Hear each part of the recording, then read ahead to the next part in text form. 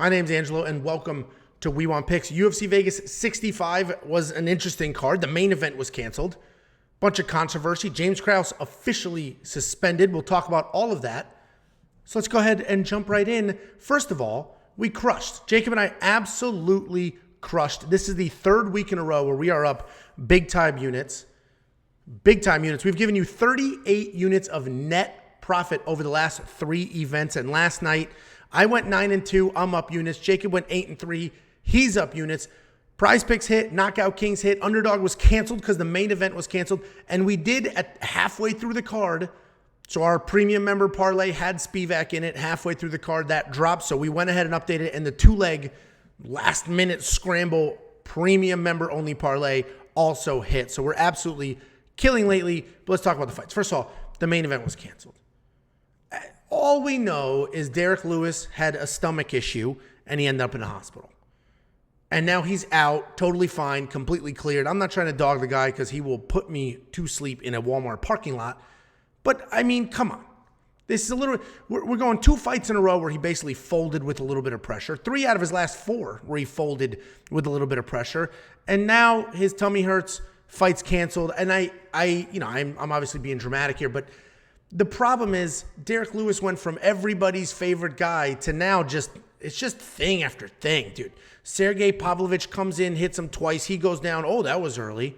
Tai Tuivasa, he tried to win that fight. Tai Tuivasa keeps coming. He breaks.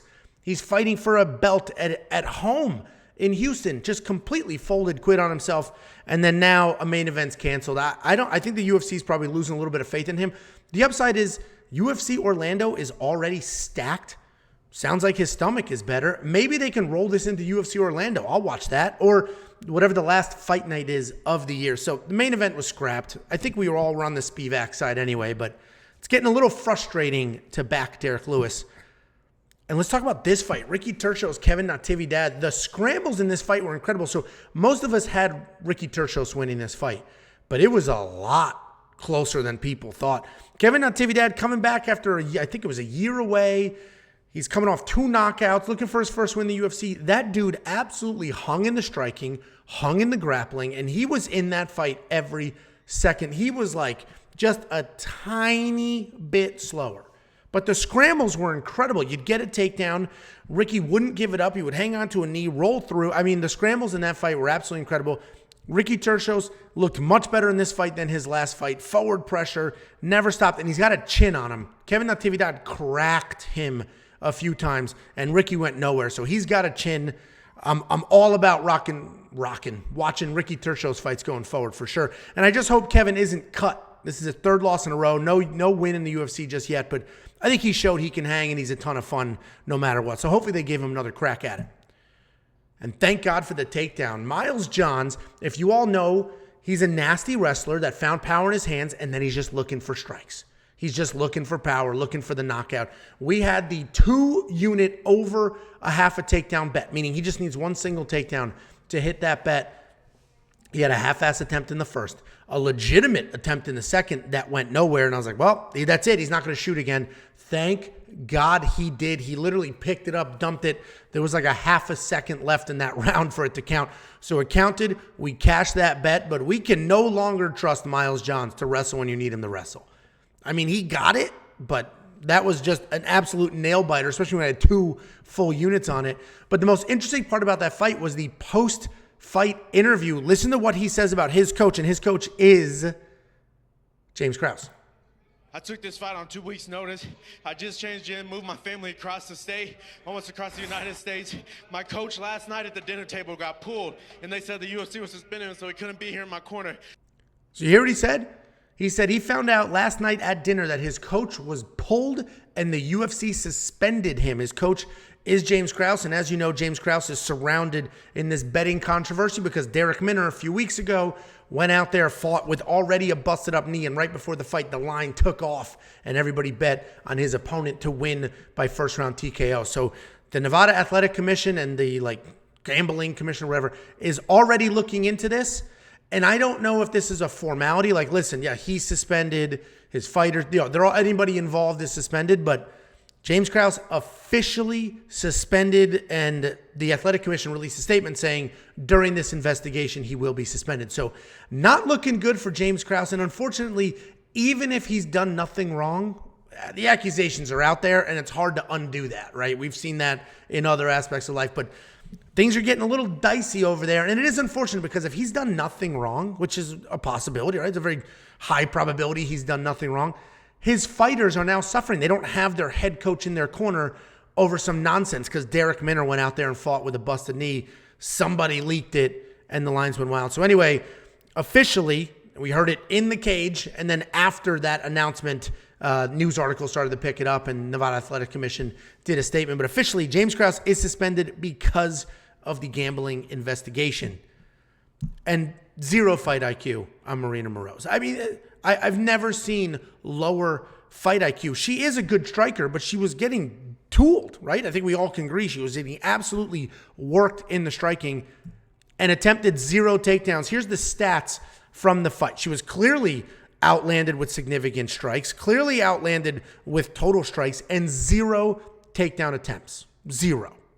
But if we look at her last 3 wins in the UFC, 2 takedowns against Agapova, 2 takedowns against Bueno Silva, a takedown against Sabina Mazo. So takedowns are what got her 3 wins in a row. And then she's here against a striker getting lit up. And did she attempt any takedowns? No. Absolute 0 fight IQ whatsoever. That was incredibly frustrating, ridiculously annoying. And, you know, she's the one out there fighting, putting it on the line, entertaining us. But watching that, I just don't understand the lack of fight IQ. And I don't, obviously she's very well coached. Pahumpa and all of them are phenomenal coaches. We didn't get to hear their corner. I imagine one of them was like, shoot a takedown. You're getting lit up. You're losing these striking exchanges. Why are you continuing to do the exact same thing that you've been doing with no success? It makes 0 sense. And you're almost like, yeah, you lost that fight. Of course you lost.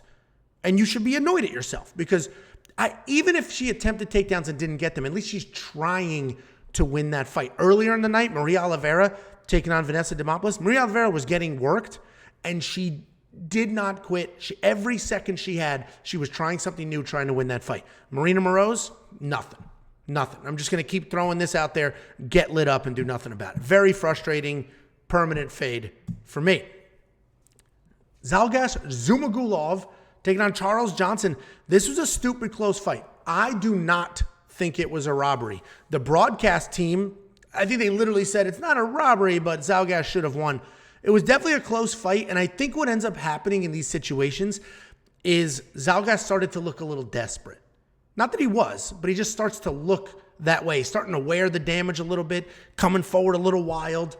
And I think literally Charles Johnson's composure is what got him the nod. Because if we look at the stats here, Zhalgas landed more significant strikes. He threw more strikes overall, so the volume is there. He had the only takedown in the fight. He had the only control time in the fight. And if we break down the rounds, because people say, well, that's not how you score MMA, it's by round.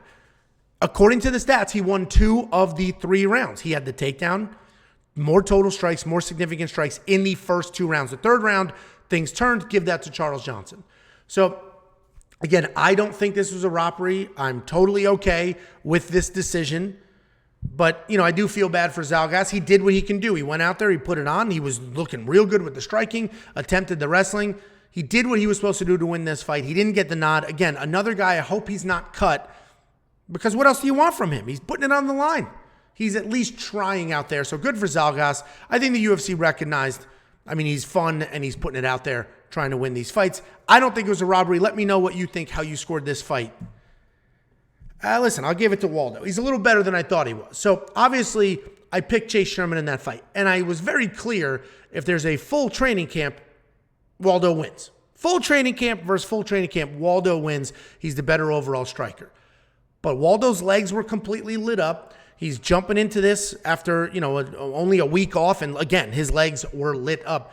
His legs didn't seem affected at all. Chase Sherman cracked him a few times, nothing.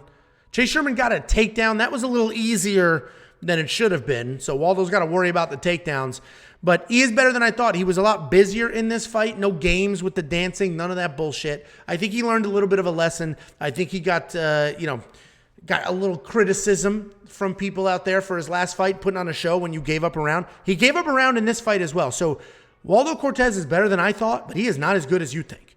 Because the general public's thinking he's coming out there knocking everybody out. He's 2 decisions in a row against guys that have 1 win in their last 5 fights. Decisions. And he gave up rounds to each of them. So he's got good hands. He's got decent power. He doesn't have the power we thought he has, but he does have pressure. He does have volume. He does continue to come forward, and he's super ridiculously tough. So curious to see what his next matchup is, but hopefully the UFC recognizes, hey, we can't rush this guy. Chase Sherman just took a round off him and took him down. Jared Vanderaa just took a round off him and lit his legs up. Anybody out here with some decent takedowns and some solid leg kicks is just going to work Waldo Cortes. So hopefully they slow roll him and they don't rush him into anything. And then the new main event. Kennedy Nzechukwu is officially the comeback kid. He already had 2 comeback wins in his last couple of fights where he was losing because of low all volume, a little bit behind, and then bang, 1 punch got it done. This fight, I would say yes, Kennedy Nzechukwu is the comeback kid. I would also say Cutelaba, low fight IQ. You rocked Kennedy. You had him against the cage, and the first thing he did was shoot a takedown. Why are you shooting a takedown when he's that damaged? I understand if, he's still firing back. I understand if, you had a ton of success in that fight already with your grappling, but instead he gets the takedown, doesn't do much with it, and then what happens next round? Just absolutely blasted. So Kennedy Nzechukwu will never be out of a fight. You can never count him out of a fight. Cutelaba's got to work on his fight IQ. We know he has power in his hands. We know he's a very good grappler. But he's got to know when to use what. He should have just kept blasting away. And then if Kennedy recovered, then if Kennedy's throwing heavy, then you can shoot your takedown. But while you've got him rocked against the cage, why are you shooting takedowns? Why are you shooting that? It's stupid. All that's going to do is give him a second to recover when you can just stay on him, pour it on, and maybe the ref will stop it. Or at the very least, you now have him worried about your hands a little more than he should be. So that's the new main event because the last one was canceled. Overall, interesting fight card. They were not the most exciting fights, but some controversy, some decent fights, and we made a ton of money. So you should become a premium member. I mentioned we've given you 38 units of net profit. Net profit. 38 units of net profit over the last 3 weeks. Most of those bets were exclusive to premium members. Premium membership is only $10 a month.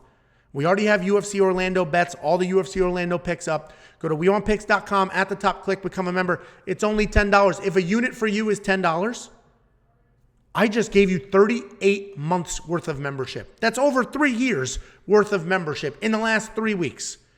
So hop on this train. WeWantPicks.com. At the top, click Become a Member. And of course, if you want $50, all you need to do is go to WeWantPicks.com/bets. We have 4, this is a 3, we have 4 online sportsbook partners. Use our link to sign up and make a deposit, and we will send you $50 at a thank you. It's affiliate marketing. They pay us, we pay you. It's that simple. WeWantPicks.com/bets. Sign up, make a deposit. We'll send you $50. We'll see you for UFC Orlando. We only have 3 events left in the year. We're up on the year. I almost don't care how many bets we lose from here on out. We are up on the year, and so is everybody who tailed. But let's continue to stockpile that cash. WeWantPicks.com. Click Become a Member.